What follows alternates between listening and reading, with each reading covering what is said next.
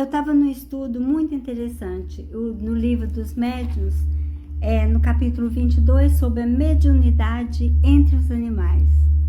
É muito interessante.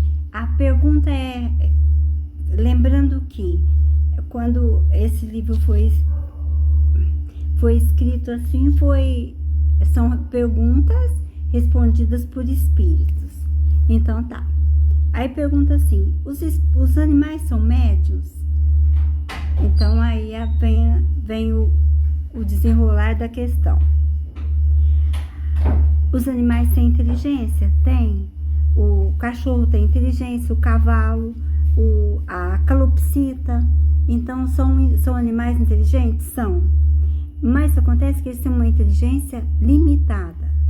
É feito adestramento. Por exemplo, na psicologia é estudado com hamster. Então, o condicionamento, o hamster entra numa gaiolinha e fica apertando uma teclinha para tomar água, para obter a água.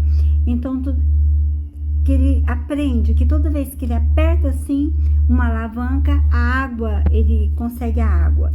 Então, ele é condicionado, assim como qualquer pessoa que escuta a campainha ou um telefone tocando, sabe que é hora de atender. Então, é condicionamento. Então, não é que ela tem uma inteligência ilimitada, que vai aprender, desenvolver. Não, é tudo dentro daquele limite, dentro do limite que ela foi ensinada. Por exemplo, tem cachorros, eles falam sobre o cachorro ver espírito? Sim. O cavalo vê espírito? Então os animais veem espírito? Sim. Se esses espíritos se tornarem visíveis, eles o veem. E aí, tanto que o cachorro do nada começa a latir, ou um cavalo empacar, eles dão até esse exemplo no livro dos médiuns, sobre um cavalo que empaca e aparentemente não tem nada na frente. O que deve ter na frente? Um espírito, uma turma de espírito, um espírito zombeteiro que está assustando o cavalo. Então, até bom, o animal protege o homem.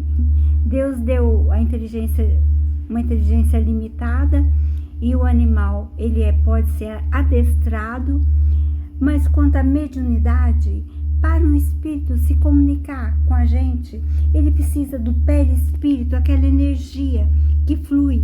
Então ele precisa que um encarnado sirva de intercâmbio para o espírito desencarnado.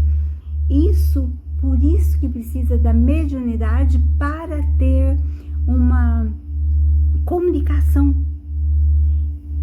Sem como a gente já viu muito, semelhantes atraem semelhantes.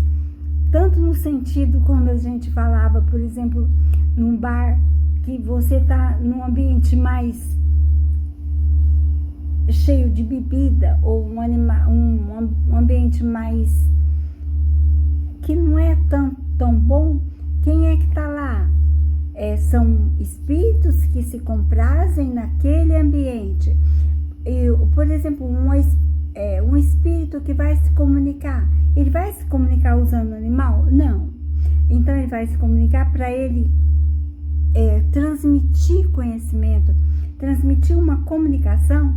Aí ele precisa de outro espírito encarnado para que haja esse intercâmbio, para que haja essa comunicação.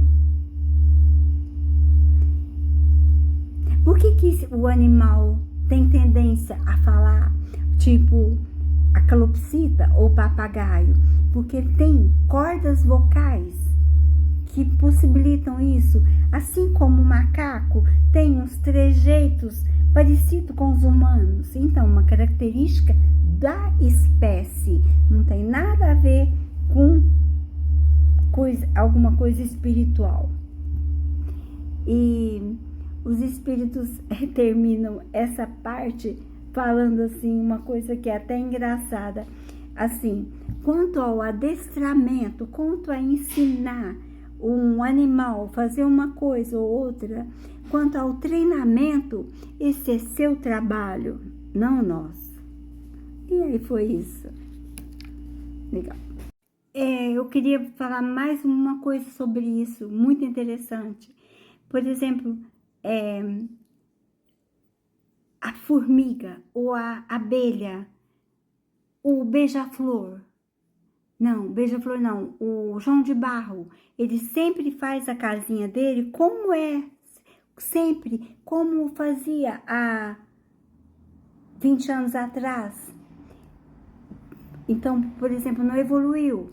Agora, uma pessoa, um homem, se você vai numa fazenda e tá você anda, vê aquela casinha, casebre, daí uns 10, 20 anos você volta lá, a casa evoluiu, ele modernizou, ele colocou energia solar, uma TV. Então, para você ver que o homem evolui e o animal, ele estaciona, ele tem aquele limitado a tempo.